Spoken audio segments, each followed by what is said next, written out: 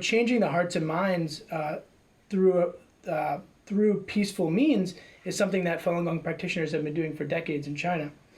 And what's interesting is how this kind of started, because it's actually the largest information network, sort of independent journalist network by number in China, getting information to the Chinese people and also getting information out of China, such as about COVID and other things we can talk about. So it's a very important movement.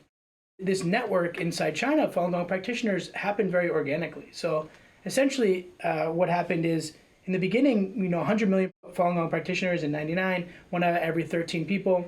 Government's promoting it overnight, kind of totally reversed, right?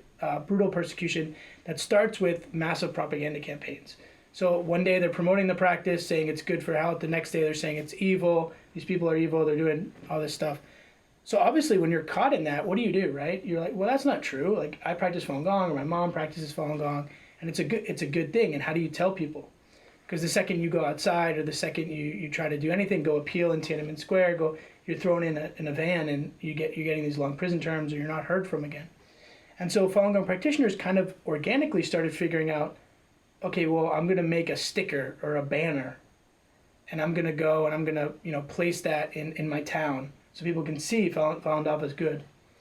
That sort of organically grew, and it could be a really old practitioner or a young practitioner. They started at home, like on a home printer, printing out flyers like on a piece of paper like this. And then in the dead of night, going around to their neighborhood and kind of dropping it on doorsteps and letting them know, here, like, this is how we're going to debunk the propaganda against Falun Gong. They're lying to you. This is not true, right? But then over the years, what's interesting is that the type of material that Falun Gong practitioners have disseminated in China has kind of grown, and the kind of the network has become a little bit more sophisticated.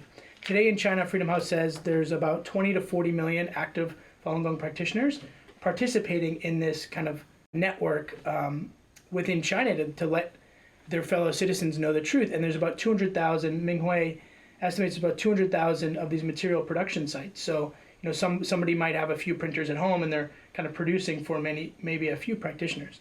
So this is obviously at risk of Falun Gong practitioners' own lives, because the CCP wants to know where these sites are, and they'll raid them, and then they'll arrest people, and often brutal torture, more so for the people that are running these sites.